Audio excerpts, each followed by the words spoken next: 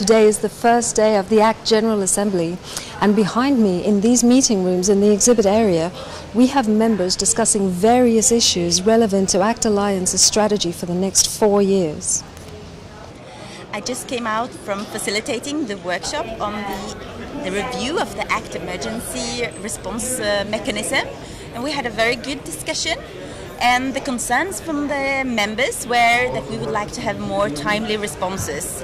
We were excited about being an alliance that can cover so many countries of the world, so we know we have strengths. And we just would like to see how we can move ahead on the appeal system and improve it and be more timely and relevant in the emergencies that are increasing. The participants in the workshops were concerned with the timeliness of the emergency response and also on how the appeal system could improve. We also saw that where there are strong local forums, the ability to coordinate and to come out with appeals are much faster and of better quality. So it was very much discussed how the forums can play a stronger role in being more timely and get the appeals out more quickly. But I was asking myself, are there additional niches which we as Christian NGOs should have front of our minds? We as Christians, are we interested about supporting the ecumenical life or no? This is one. Why we are not putting ecumenical faith-based organization? Because we are living in a region which is an unstable region, and here I mean the Middle East. There's a World Humanitarian Summit being organised by the United Nations in Turkey in 2016, and it's quite an important opportunity for the humanitarian sector to find ways to improve the way that the humanitarian sector delivers results for beneficiaries in crises. And our ambition in this session was to start to formulate a joint ACT position to use in the context of the process of the World Humanitarian Summit, because we feel that speaking together as ACT, our voices will be louder and will be heard by more people than if we all operate as 140 separate organisations. So we used this session to begin to dialogue about potential priorities that ACT would have in this process. No, I found that it was a very valuable session because I guess that about 15 or so persons attended, and they all had lots of ideas, and they all participated very enthusiastically and energetically and seriously and made lots of contributions. So we came out of the session, I mean, I work in the Humanitarian Policy and Practice Advisory Group of ACT, which is trying to put together an HPPG positioning paper for the World Humanitarian Summit, and we came out of the session feeling that there are a lot of very useful ideas and innovative thoughts that we could use to strengthen our ACT thinking about the key politicians we want to take. We were discussing about the upcoming World Humanitarian Summit, and the key issue is that the affected population have to be in the center of any response in the complete cycle of intervention. Affected population should be an important part of the response during an emergency. Here's 5. One is we need to better define the comparative advantage of ACT as a Christian movement within the humanitarian sector. A second is that because the churches both have links with communities and influence over governments, we should be in a position to bring the voices of communities in advocacy towards influencing the policies of governments. Thirdly, we feel that because ACT is stronger together than as a series of individual organisations, we should try to work together as we move forward in this World Summit process. A fourth is that we feel a real core ambition for the summit should be to shift the power and shift the centre of gravity in the humanitarian system away from the north and all the big UN and INGO organisations that dominate the humanitarian agenda towards local actors, so local actors get better respect and better resources and take leadership of the humanitarian system in their own country.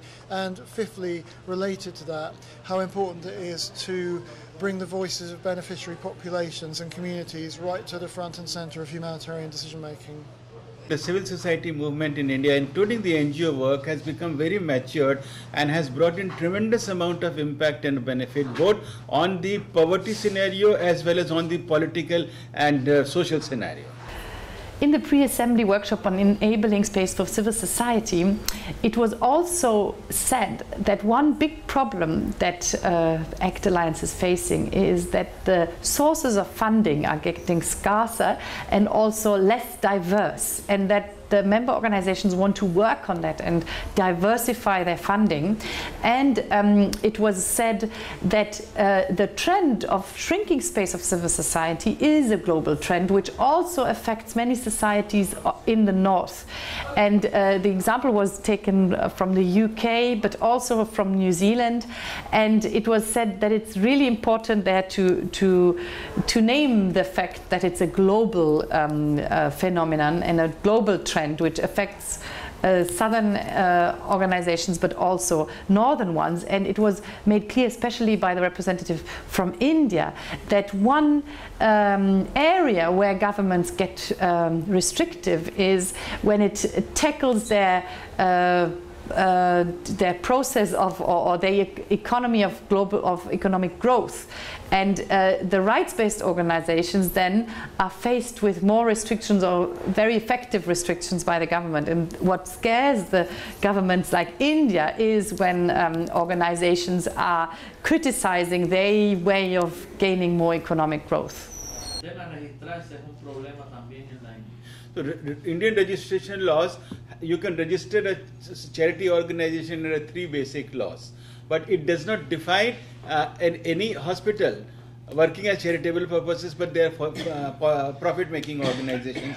Educational institutions are all clubbed together. So what appears is that there is a very large number of mushrooming growth of civil society organizations, but the motives and profits are different altogether.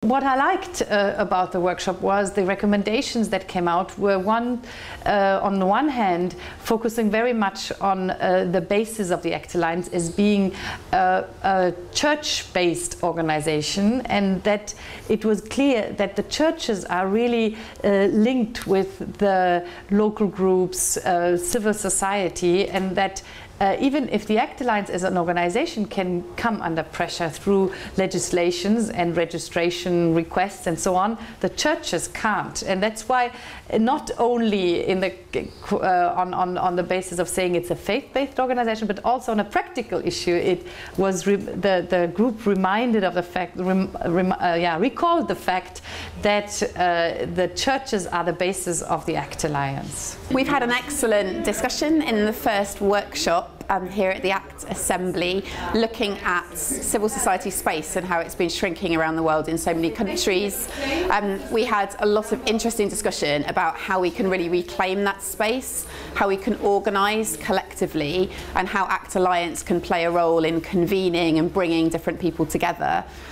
We talked about a whole load of issues facing organisations who are having to register in countries, whether that's India, whether that's Ethiopia, Zimbabwe, but also how this is a global phenomenon, and that even countries like the UK, organisations are having to really address the restricting space for advocacy and campaigning.